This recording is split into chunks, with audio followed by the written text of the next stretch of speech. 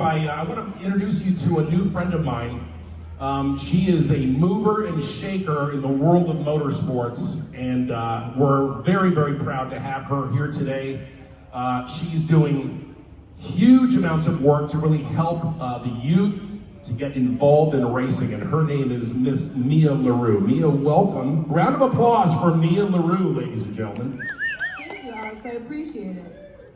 So Mia, tell us a little bit more about how you got started in racing. Mia's already completed 150 races, right? So I don't know that I've done 150 of anything. So tell me what was your trajectory and when did you start? Absolutely. I think a lot of people look at cars as a form of art. And the funny thing is, with cars, you can walk around them, you can photograph them, but I think there is almost this perception of it being a little hard to get into racing, and the truth is, there isn't truly a one single path. There are so many ways you can go. I got started racing when I was 14. My dad taught me how to race on his race car, and I literally... Good man. That's good parenting right there, ladies and gentlemen. It's very true, yeah. And I literally went to race school with a man who was 70, and we were in the back of the pack our entire time. We got literally dead last every single time, and we eventually made our way up. And my dad didn't start racing until he was 50. So it's a process, but there's always a good place to start, and it's never too late to actually start driving. And just more testimony, Mia, to the fact that the love of sports car and racing is a multi-generational thing. You got a 14-year-old and a 70-year-old in the car, and when we met for coffee yesterday, we talked a little bit about how important it is for some of us of a certain age group to virtually pass the baton to a younger crowd of sports car and sports racing aficionados. And so for all you're doing in that regard, we thank you for that. And tell us more about how people can find out more about you. Absolutely. Well, I'm on Instagram. My username is Mia on the Grid. Wait, what's Instagram? Instagram. Is that one of those internet things? I think so. Social media thing, I think? Alex, something like that. Yeah. Yeah, but I'm on there. I document everything from behind the scenes, getting ready with my race car, to even just the day-to-day of filming videos and just kind of showing the passion for automotive. I'm very involved with vintage racing, and that's kind of where my passion is. And I think it's really interesting because you don't see very many young people getting involved with vintage cars. In a lot of ways, it's almost a dying art. But events like these pass the baton down to the next generation, and they allow you to just appreciate the essence of vehicles at any age with any person. You know, what you say is so true, and we have, speaking of pre-war cars, we have a phenomenal lineup of pre-car. We have a Hispano Suiza here, which is a Spanish car company that was sort of in relation with the French, and we have just the hood ornament alone, you could make a new Toyota out of. So it's kind of one of those deals. But when we sat and had coffee yesterday, we talked a little bit about how we can get younger people to get more interested in that. And I think people just love art no matter what form it's in. In this case, it's rolling art, and so we have plenty of that.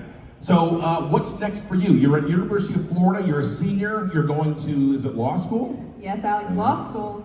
Okay. Get ready for some late nights there. Oh, I know, a little bit harder than the racing. But yeah, I'm going into law school, and I'm hoping to continue racing. My dream is to get involved with historic racing all across the globe, events like the Goodwood Members Meeting, Goodwood Festivals of Speed, or Goodwood Revival. I really want to pass down the love for vintage cars onto the next generation. And I think in a lot of ways, everyone here is united for that one love of just driving.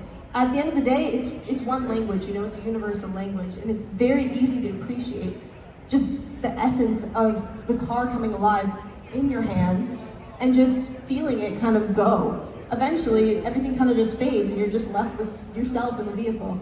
You're right, and driving is the universal language. That seat in your pants feeling, doesn't matter if you're 7 or 70, once you get a taste of that, it just never goes away. So it's really fantastic. So tell me a little bit more, when you were on the panel, you were at Amelia Island as a panelist. We have the founder of Amelia Island, Mr. Bill Warner, here walking around, trying to stay cool. What were you discussing on that panel at that time? Absolutely. I spoke about the future of women in motorsports. And I think a lot of people perceive, there's this big wall of oh my goodness, it's only a boys' club. But the truth about it is, being a woman in motorsports, if I were to describe it to anyone, it's like being a younger sister amongst a bunch of older brothers that bully you all the time. You know, you have to kind of scrap away to get your place, but once you do get it, it's truly earned, and there's a mutual respect, because at the end of the day, we're all just drivers, you know? When you're on the track, the only thing that's really important, it's not about anything else except for the car directly in front of you, and if hopefully you don't have to worry about this one, but the car behind you as well. Well, and again, it's about the checkered flag, and if you get there first, it doesn't really matter, you know, what your age is or whether you're male or female, so I think that's really fantastic. Is there anything else you'd like to add, Mia, about what you're doing or what you got coming up? I mean, absolutely. I think, honestly, for me, it's all about just passing it on. I'll be doing the youth judging today, so I'll be taking a group of around 10 children around and talking to them and teaching them about each vehicle on the field, and they're going to be picking things.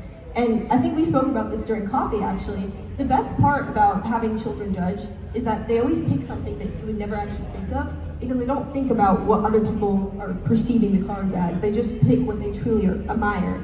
And I think that's kind of why we all love driving, is because we go back to that childhood state of just enjoying ourselves and going back to, you know, who we actually are and just having fun. Well, I hope you have fun today for the balance of the day, Mia, and especially with those young people and talking to them about the cars. And the only thing I would implore you to do is that when you say, hey, what's your favorite car? And they'll say something, ask them why. Because sometimes their answers are pretty surprising, aren't they? They are, honestly. It's never anything that you would expect. And I think the best part of it is that everyone here can just appreciate one thing, and that's just driving. You know, there's not really one universal path. Everyone kind of can go however they want, whether it's HPDEs, rallies, autocross, racing. You know, there's so many ways to get into it, even karting if you're a youth.